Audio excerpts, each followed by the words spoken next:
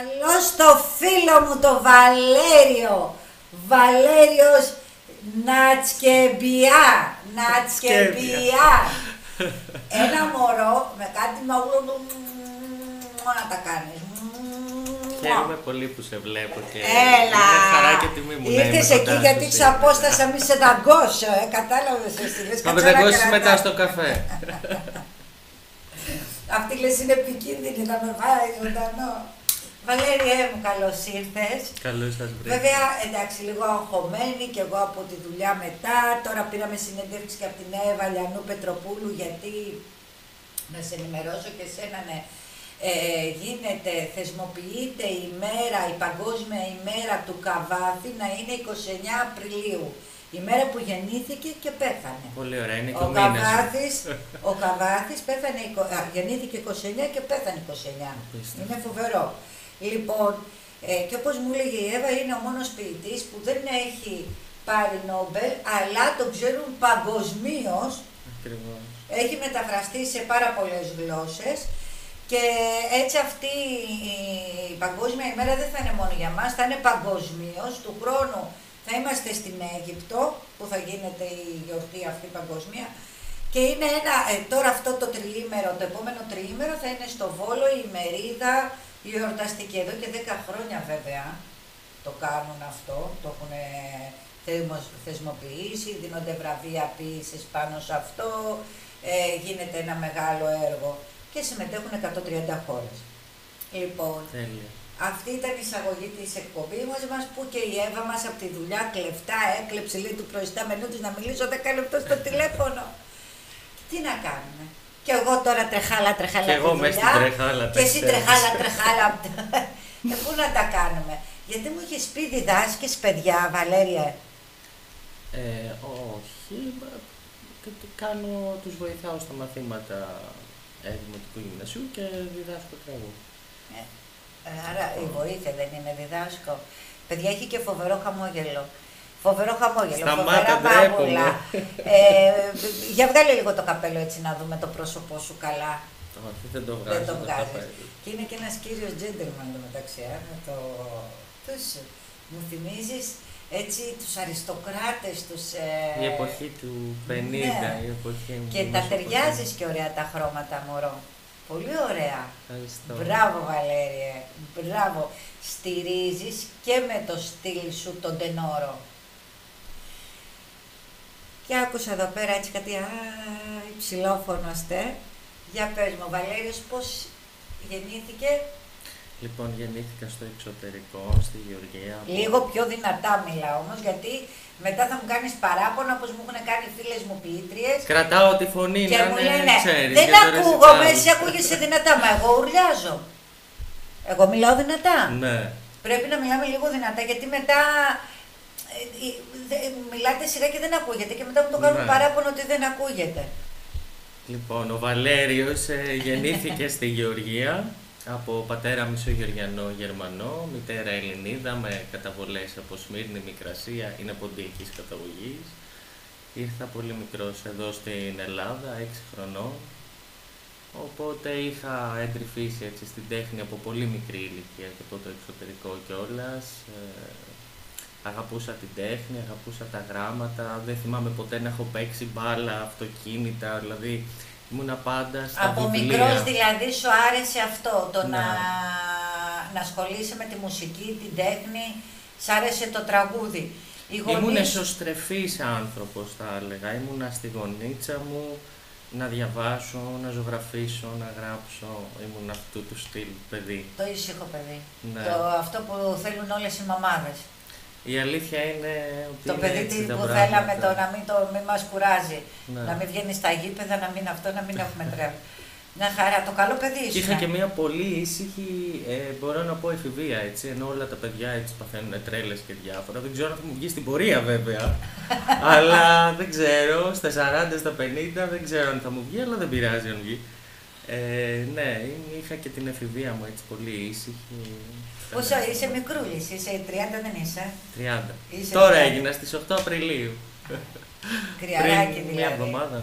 Ένας κρυός πάντα πετυχαίνει. Με οροσκόπο Λέοντα. Τότε είναι Φωτιά σίγουρο με φωτιά. Φωτιά με φωτιά. Άρα είναι σίγουρο ότι θα πετύχεις εσύ. Δεν το Είναι ξέρω. γεγονός. Η μοίρα, ο Θεός, το σύμπαν. Λοιπόν, και οι γονείς σου πότε ανακαλύψαν ότι εσύ έχεις αυτό το μέταλλο, το ανακαλύψαν ή μόνο σου το ανακάλυψες, σε προωθήσαν οι γονείς σου, σε βοηθήσανε, το θέλανε, τι... Κοίταξε να δεις, επειδή μεγάλωσα και σε μια οικογένεια όπου η θεία του πατέρα μου και ο θείος ήταν μεγάλοι σπουδαίοι ηθοποιοί του θεάτρου και του κινηματογράφου, είχαν παίξει όλους τους εμβληματικούς ρόλους, πολύ Σέξπιρ, θέατρο, μεγάλους εμβληματικούς ρόλους, δηλαδή για να καταλάβεις ήταν η θεία μου και το Κολχιντέλη και ο Βάνο, η θεία του πατέρα μου, δηλαδή γι' αυτό τη λέω θεία, ήταν στυλ, ας πούμε, Κατίνα Παξινού και Μινωτής, ήταν μαζί παντρεμένοι χρόνια, οπότε μεγάλη καριέρα έχουμε κάνει στο εξωτερικό. Ο θείος σου με τη θεία σου ήταν τενόροι, ήταν τραγουδιστές, ήταν... Όχι, η σοπράνο ήταν η γυναίκα του θείου μου, ο αδερφός του πατέρα μου, η γυναίκα του. Ήταν σοπράνο. Ναι. Ωραία. Άρα είχες από εκεί ένα ερέθισμα. Η αδελφή του πατέρα μου ζωγράφιζε, όπως και ο παππούς μου, δηλαδή μαθήτευσα πλάι στον παππού μου. Θέλω να σου πω ότι είχες, άρα μέσα στο σπίτι υπήρχε η τέχνη. Υπήρχε, η αλήθεια είναι. Η μητέρα μου πάντα με διάβαζε, μου ζωγράφιζε, με μάθαινε. Τους άρεσε αυτό, τους άρεσε το παιδί ήταν να φιλόμους. Ωραία. Βέβαια, καμία σχέση οι δυο τους με την τέχνη, έτσι, καμία. Δεν έχει σημασία αυτό, το να άκουσε να σου πω κάτι. Υπάρχουν άνθρωποι που αγαπάνε το θέατρο και μπορεί να μην είναι ηθοποιοί, αλλά πηγαίνουν, τους αρέσει να βλέπουν θέατρο. Έχουν έρθει εδώ παιδιά ηθοποιοί που μου λένε ότι εμένα οι γονείς μου αγαπούσαν το θέατρο, με πηγαίναν από μικρό παιδί στο θέατρο και έτσι μου γεννήθηκε. Το έχω ακούσει από πάρα πολλούς ηθοποιούς που δεν είχαν οι γονείς καμία σχέση, απλά ήταν καλοί θεατές. Ναι. Τους αγαπούσαν το θέατρο. Για μένα είναι οι πιο αυστηροί κριτές. Ας πούμε, η μητέρα μου μπορεί να μ' ακούσει. Γιατί σε θέλει στο σωστό. Ενώ δεν είναι μουσικός, μπορεί να ακούσει κάτι και να μου πει «Α, εκεί δεν Ο ακροατής είναι, να σου πω κάτι, η μαμά σου είναι ο ακροατής, εγώ είμαι ο ακροατής. Εμείς θα έρθουμε να σε ακούσουμε, κατάλαβες. Και καλό κάνει και είναι δίκαιη και σου σε μαλώνει, δηλαδή είναι σε αυτή. Η αλήθεια είναι ότι μεγάλωσα πάρα πολύ ελεύθερα και με πολύ αγάπη, αλλά και με πειθαρχία, που αυτό ήταν πολύ σημαντικό στη ζωή μου, να υπάρχει πειθαρχία, τάξη και θα έλεγα και μια τελειομανία, γιατί θυμάμαι όταν με μάθαινε γραφή και ανάγνωση, μου έλεγε πρέπει να είναι όλα πάρα πολύ ωραία, πρέπει να είναι όλα οργανωμένα, πρέπει να είναι όλα όσο το δυνατόν τέλεια. Και εσείς έχεις μάθει και εσείς την τάξη και στην οργάνωση. Σε ψυχαναγκαστικό βαθμό. Στο σχολείο ήσουν σε χοροδίες, είχες ξεκινήσει έτσι. Ήθελα να μπω στις χοροδίες, αλλά λόγω του ότι είχα πάντα μεγάλη φωνή από τη φύση μου κλπ. Ήταν δύσκολο να καλουποθείς στη χοροδία, να είναι ομοιογενής με όλους. Με βάζανε σολίστ. Ναι, μπροστά. Ναι. Αλλά συμμετείχες στους... Συμμετείχα, βέβαια. Για πες μου έτσι για το βιογραφικό σου, δύο λόγια έτσι για σένα, ναι. Τι να σου πω, δεν μ' αρέσει να μιλάω. Εντάξει, λοιπόν, περίμενε. Το μόνο που θα ήθελα να σημειώσω είναι ότι οι γονείς μου με στήριζαν, αγαπούσαν αυτό που έκανα. Βέβαια, η μητέρα μου έλεγε «It's okay, θα του περάσει, κάνει το ψώνιο του». Όταν τους είπα δε ότι θέλω να ακολουθήσω αυτό το δρόμο πια επαγγελματικά, τους έπεσε λίγο ένα τούβλο στο κεφάλι. 5 γλώσσες όμως. Ναι, αλήθεια είναι. Άρα όντως άρεσε τη γνώση, Πάρα πολύ, Σοφία. Δηλαδή, για πες με ελληνικά. Ελληνικά, αγγλικά, ιταλικά, γεωργιανά και ρωσικά. Μπράβο ρε παιδί. Τα ρωσικά χρειάζονται και σε εταιρείες να πιάσεις. Είναι πλέον, θα έλεγα σχεδόν διεθνής γλώσσα. Και τα κινέζικα, έτσι, τα οποία δεν τα μιλάω. Απλά, να σου πω, εδώ πέρα βλέπω ότι ασχολήθηκες και με το θέατρο. Ναι. Με τη ζωγραφική πήρες τα ερεθίσματα από τον παππού. Μπράβο. Με το χορό. Άρα σ' άρεσε γενικά αυτός ο κόσμος. Ναι. Η τέχνη ζούσα για αυτό τον κόσμο. Ωραία. Και μετά από προτροπή των καθηγητών σου σπούδασες λυρικό τραγούδι. Ναι. Η αλήθεια είναι ότι εμένα το όνειρό μου, αυτό που ήθελα να ακολουθήσω ήταν να γίνω ηθοποιός, καθαρά ηθοποιός. Στην πορεία ήρθε το musical, το οποίο μου άρεσε πάρα πολύ, το μουσικό Νομίζω θέατρο. και δεν έχουμε τέτοιους ηθοποιούς στην Ελλάδα και κάνουν κράγια τέτοιους ηθοποιούς. Να. Και το λένε, και ποιον άκουγα έναν ηθοποιό στην ΕΡΤ που έδινε συνέντευξη και έλεγε ότι στερούμε σε καλήφωνους για musical, και η Ανιψιά με εμένα, η Ελευθερία, η Αργυρό, η Χαλκίδη είναι έτσι. Είναι από αυτά τα εκλεκτά άτομα που είναι και με καλή φωνή και χορεύουν και τραγουδάνε και έχουν και κίνηση. Αυτό θέλει πάρα πολύ δουλειά. Είναι πάρα πολύ δύσκολο και να τραγουδάς και να παίζεις και να κοιτάς και το μαέστρο ταυτόχρονα και να είσαι και στο χαρακτήρα σου και ρυθμό να έχεις και τεχνικά να είσαι σωστά και να περνάς και αυτό που πρέπει να περάσει ο χαρακτήρας στο κοινό. Είναι δύσκολο είδος. Εγώ βλέπω ότι έχεις βραβευτεί κιόλας με πρώτο βραβείο, λέει, χρυσού μεταλλίου από τον Πανελλήνιο Μουσικό Διαγωνισμό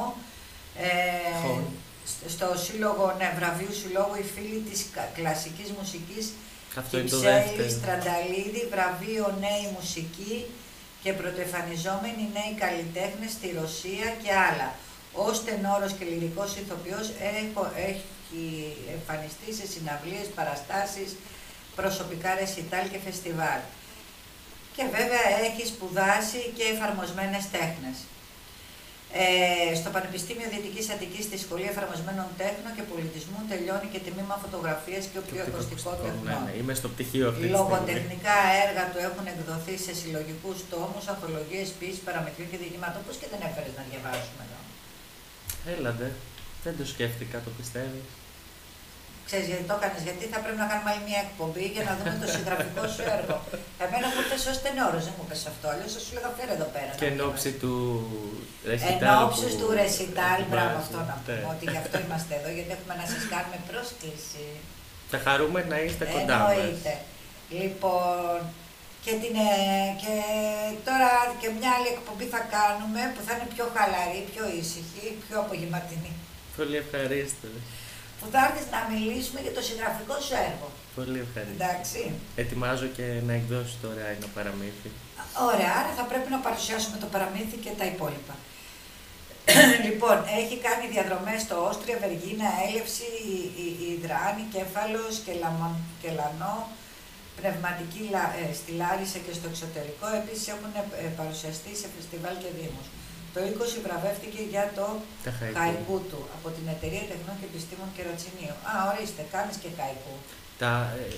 Η αλήθεια είναι ότι τα λατρεύω τα χαϊκού, γιατί ξέρεις τι, δεν μ' αρέσει να λέω πολλά πράγματα.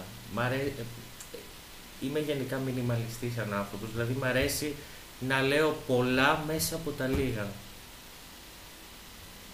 Και το χαϊκού είναι μια ιδιαίτερη τεχνοτροπία, είναι πάντα 3 στροφές και μέσα σε αυτές τις 3 στροφές περιέχει μέσα αυτή η εικόνα ολόκληρο το σύμπαν, ολόκληρη στιγμή, ολόκληρο χρόνο, ολόκληρη αποτύπωση. Είναι πολύ σημαντικό αυτό. Της αρέσει αυτό. Λοιπόν, για να συνεχίσουμε ένα κομμάτι σου έτσι, να βάλουμε να συνεχίσουμε να σε ακούμε λίγο τη φωνούλα σου. Λουλούδια ο κήπος πλημμύρισε, αίμα και μίλησε και κόψε, μα όμως πρόσεξε να μην πληγωθείς κι από τα αγκάθια του να μην ματωθείς. Λίγα λουλούδια αν θέλεις στείλε μου και βάλει φίλε μου. Απόψε!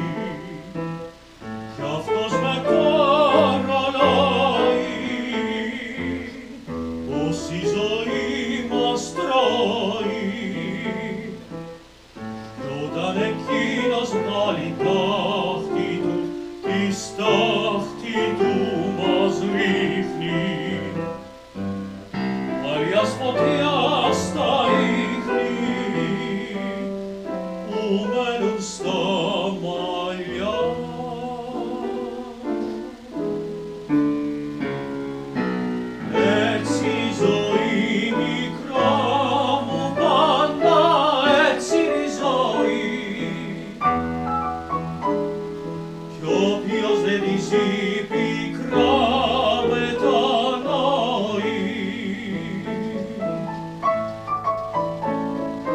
Νιάτα που γερνούν χαρέ. Λοιπόν, μου λέει τώρα εδώ το παιδί, το ρεσιτάλ που είναι να γίνει 26 του μήνα, στο Πάσιονελ, είναι στο Μπούκι Χιλ, Αγίας Βαρβάρας 66, είναι 200 μέτρα από το σταθμό μετρό Δάφνη, για όσους κινούνται με τα μέσα. Ναι, ακριβώς δίπλα. Αγίας Βαρβάρας, 66, ναι. στη Δάφνη.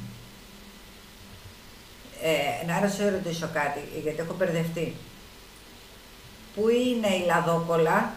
Δεν έχω ιδέα. Αγία Ρώτησες τον Βαρβάρας. κατάλληλο άνθρωπο τώρα. Είμαι λίγο αγεωγράφητος. Η αλήθεια είναι. Περίμενε, ο σταθμός Δάφνης είναι αυτό το τεράστιο μέρος. Ναι, ναι. Εγώ ξέρω ότι κατεβαίνει μια Αγία Δημητρίου και μια άλλη. Αγία Βαρβάρας ποια είναι εκεί πέρα? Περνάς ακριβώς απέναντι από το μετρό, από τον κεντρικό το σταθμό όπως βγεις, περνάς απέναντι και είναι στα 200 μέτρα μετά. Τέλος πάντων, θα το νομίζω ότι το μαγαζί είναι, το μαγαζί είναι αυτό εδώ. Ναι, ναι, το Booking Hill. Το Bookie Hill. Λοιπόν, στο Bookie Hill που είναι ένα μαγαζί που φιλοξενεί γενικά παρουσιάσεις βιβλίων, βραδιές σαν τη δικιά σου, Μουσικές, θεατρικές. Μουσικές, θεατρικές, event, κάνει διάφορα εκεί. Και είναι ένας φιλόξενος χώρος έτσι, που φιλοξενεί τον πολιτισμό. Ναι. Εκεί πέρα λοιπόν είναι σαν μια πρόβα general από ό,τι μας λέει ο Βαλέριος, αυτό που θα κάνει. Θες να μας πεις που συμμετέχουν? Βλέπω τη φίλη μου την Ιωάννα την Πετσάτη, συγγραφέα ποιήτρια, αγαπημένο παιδί. Η οποία και θα κάνει την παρουσίαση. Θα κάνει την παρουσίαση.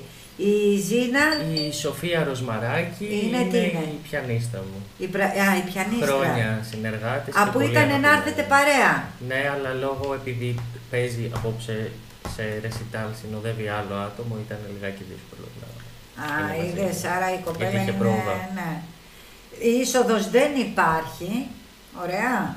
Άρα είναι μια ωραία πρόταση για τη βουβή εβδομάδα λοιπόν, την επόμενη Παρασκευή, που δεν υπάρχει ούτε χαιρετισμοί, ούτε σχολεία θα έχουν κλείσει, δεν θα υπάρχει τίποτα. Είναι μια ωραία επιλογή να πάμε, να περάσουμε όμορφα το βραδάκι μας. 7 η ώρα είναι. Είναι στις 9.30 το βράδυ. Είναι αργά.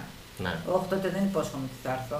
Α, θα σε μαλώσω. Ρε φίλε, εγώ 9 η ώρα ρίχνω τον ύπνο του δικαίου. Πολύ νωρίς κοιμάσαι, Ολυβία. Ναι, αλλά ξυπνάω. Τι ώρα ξυπνάς? 5 η Με ώρα τις έτσι. κότες. Μπράβο. Θα έρθεις, θα έρθεις.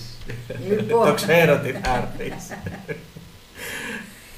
Να πούμε ότι το πρόγραμμα είναι πάρα πολύ ιδιαίτερο όπως το έχουμε διανθίσει.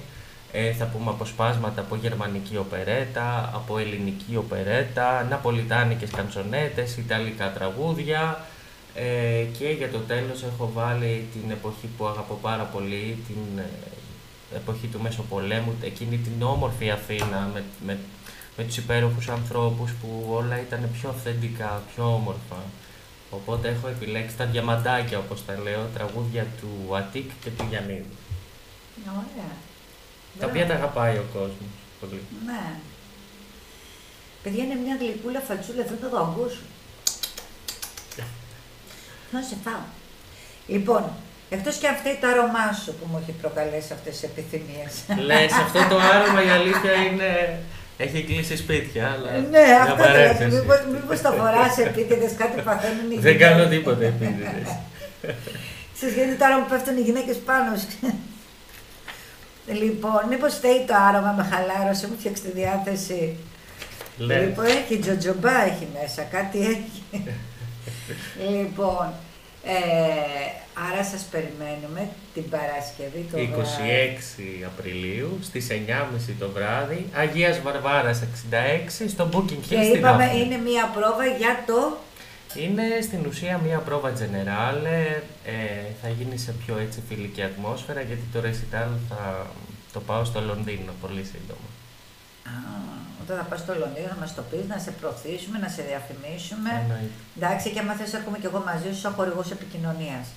Άμα είναι να βγάλουμε τα εισιτήρια νωρίτερα, για να τα βγάλουμε φτηνά, να έρθω. Ναι. Λοιπόν, εγώ θέλω να σε ευχαριστήσω. Εγώ ευχαριστώ, ήταν που είσαι μαζί μας. μου.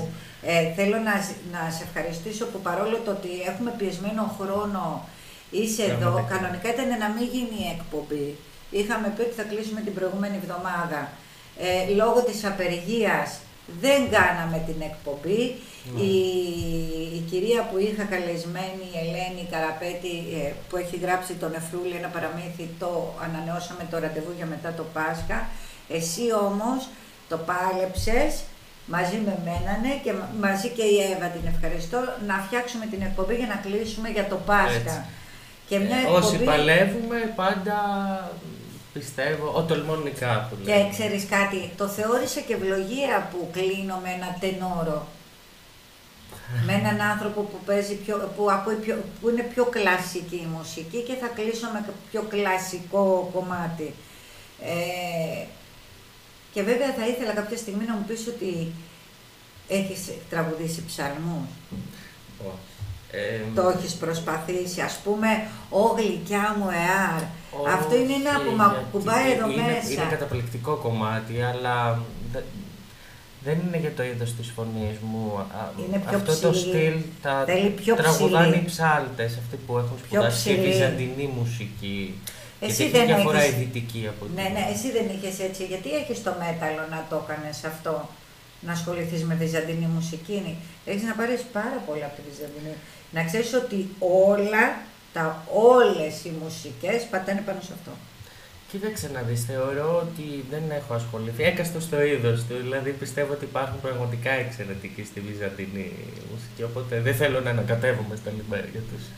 Όχι, κάνεις, εντάξει, ναι, καλύτερα αυτό που κάνεις. Ναι. Λοιπόν, εσύ ξέρεις, παραδίδεις μαθήματα, να πούμε, δηλαδή εγώ τώρα θέλω να κάνω κάποια μαθήματα, πού μπορώ να σε βρω? Όποιος με θέλει με βρίσκει. Η σελίδα σου ποια είναι?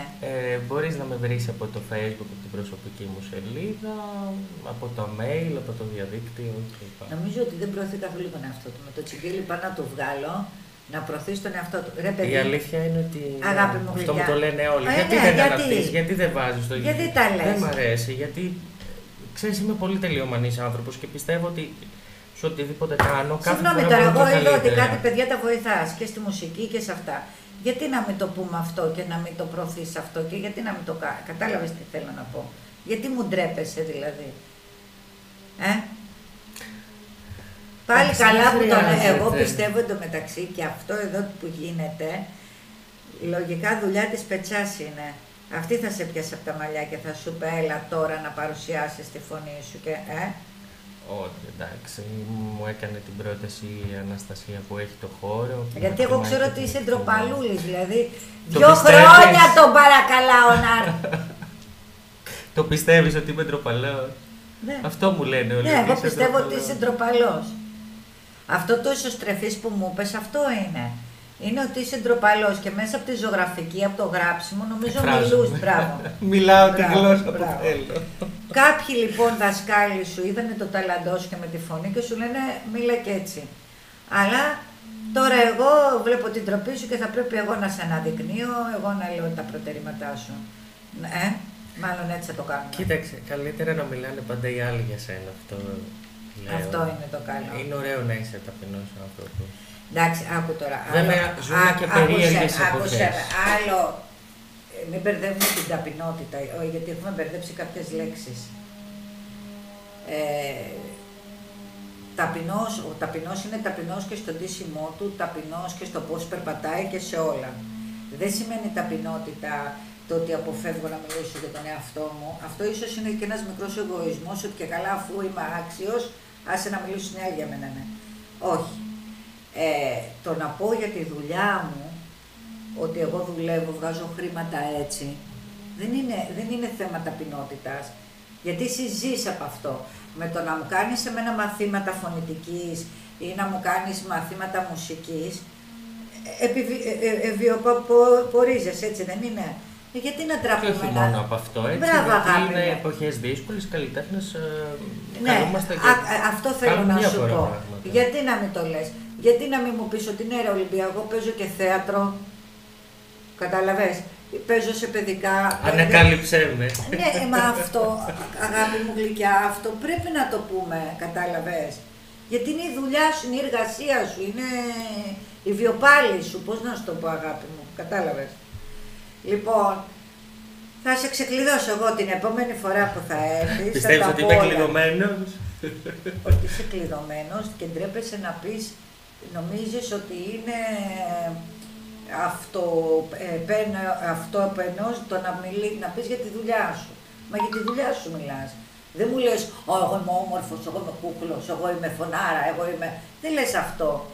Αυτό είναι το άσχημο, το να λέμε ότι εγώ είμαι power, καταλαβες. Το να πω ότι ρε παιδιά, εγώ δουλεύω σε ένα δικηγόρο και παίρνω τόσα και κάνω δεν είναι αυτό, είναι η δουλειά μου. Ή εγώ παιδιά φτιάχνω νύχια, πάρτε με τηλέφωνο γιατί χρειάζομαι και ένα μεροκάματο παραπάνω. Αυτό, και τώρα να, εγώ θα το κάνω διαφήμιση για τον εαυτό μου αυτό. Γιατί είναι μια δουλειά που την έχω αφήσει. Είχα βολευτεί, την έχω αφήσει. Το μου έλεγε η γιαγιά μου, μάθε τεχνική άστην και πεινάσει πιάστηνε και τώρα λέω να την ξαναπιάσω που πεινάω. Που δεν μου φτάνουν τα 800, καταλαβες. Ναι. Και πρέπει να πάρω παραπάνω. Άρα, να κάνω και τη διαφήμιση μου τώρα.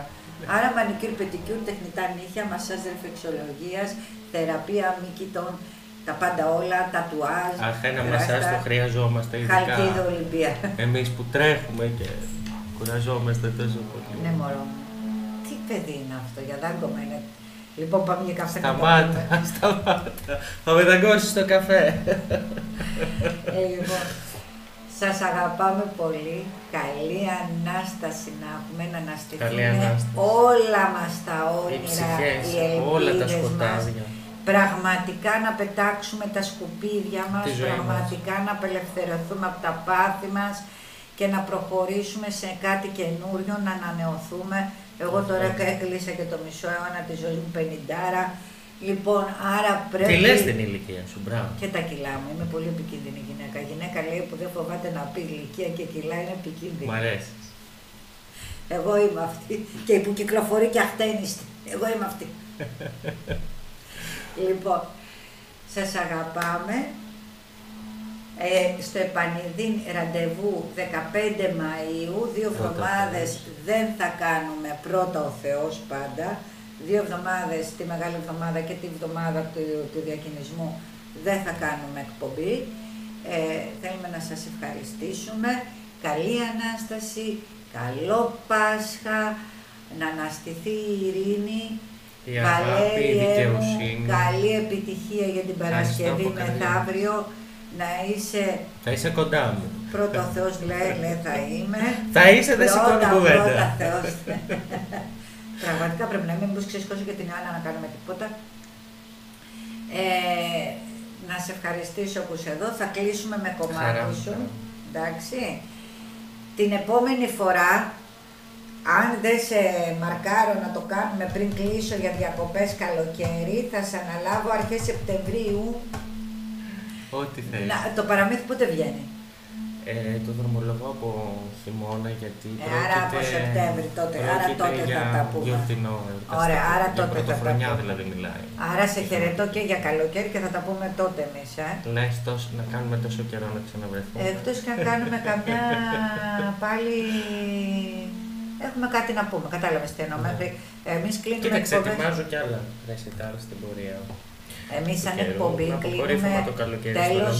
κλείνουμε τέλος Ιουνίου, άντε να φάμε και μια εβδομάδα του Ιουλίου, που μάλλον φέτος δεν θα γίνει αυτό, τέλος Ιουνίου θα έχω κλείσει τελευταία εβδομάδα του Ιουνίου. Γιατί θέλω να φύγω να πάω κάπου. Πρώτα ο Θεός, να έχουμε τη δικιά μας, πρώτα ο Θεός. Και όπως είπες, καλή Ανάσταση ψυχών, να διώξουμε ό,τι μας βαρύνει, κάθε σκουπίδι από τη ζωή μας. Και βέβαια πριν τη Μεγάλη Εβδομάδα, 26 Απριλίου, στη Δάφνη πάμε και καμαρώνουμε το Βαλέριο.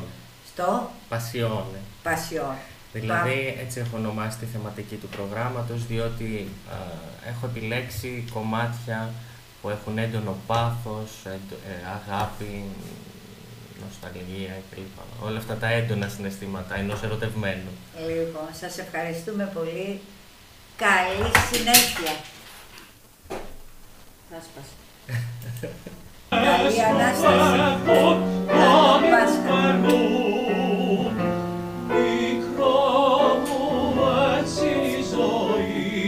Λουλούδι που φιλορροεί,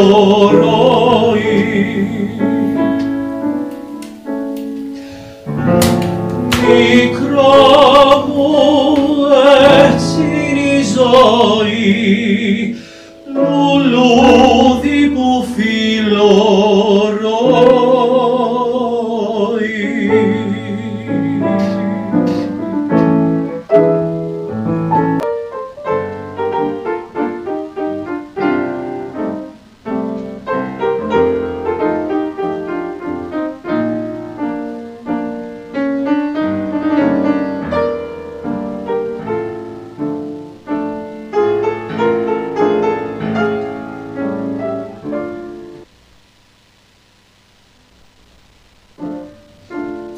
Ξανάρθει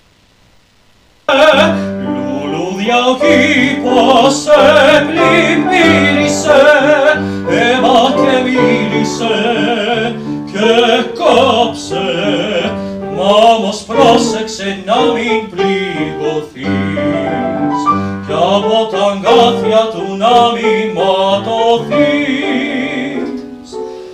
Λίγα λουλούδια αν θέλεις στείλε μου και πάλι φίλε μου, απόψε.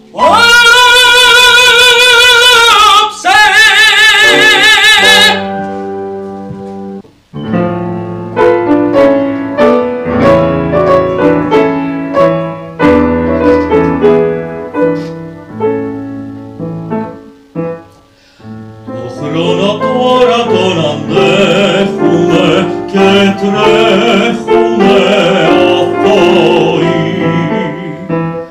κι αυτός με καραλάει πως η ζωή μας τρώει κι όταν εκείνος βάλει